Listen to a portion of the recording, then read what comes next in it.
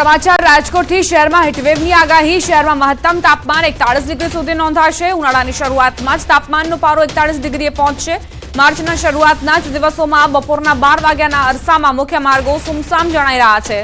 એકલ દોકલ વાહનો મુખ્ય માર્ગો પરથી પસાર થતા જોવા મળ્યા લોકો બિનજરૂરી પોતાના ઘરની બહાર નીકળવાનું પણ ટાળી રહ્યા છે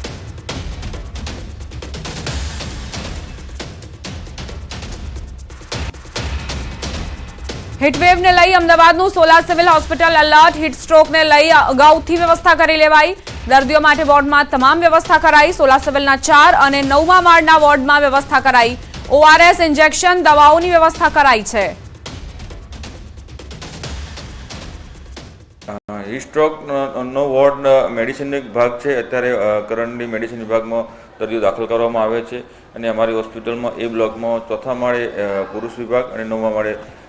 સ્ત્રી વિભાગ એમ બંને વિભાગમાં વોર્ડમાં દર્દીઓ દાખલ કરી અને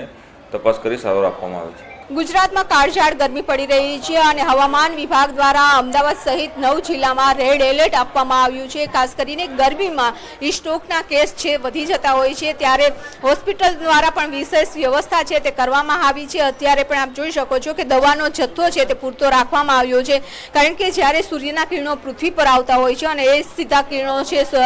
જ્યારે શરીર પર પડે છે ત્યારે ડિહાઇડ્રેશન થવાની સમસ્યાઓ છે તે વધી જતી હોય છે ઇમરજન્સી છે તે બોટલ ચડાવવી પડતી હોય છે હોસ્પિટલમાં એડમિટ કરવા પડતા હોય છે તેવા સંજોગોમાં જ્યારે પેશન્ટ આવે છે દર્દી આવે છે તો તે દર્દીને સારવાર છે સમયસર મળી રહે તે માટેની પણ સોલા સિવિલ હોસ્પિટલમાં છે વ્યવસ્થા છે તે કરવામાં આવી છે પૂરતો દવાનો જથ્થો છે તે રાખવામાં આવ્યો છે સાથે સાથે બેડ પણ તૈયાર કરવામાં આવ્યા છે વિભુ પટેલ ન્યૂઝ 18 ગુજરાતી અમદાવાદ રોકાઈશું એક બ્રેક માટે આપ જોતા રહો ન્યૂઝ 18 ગુજરાતી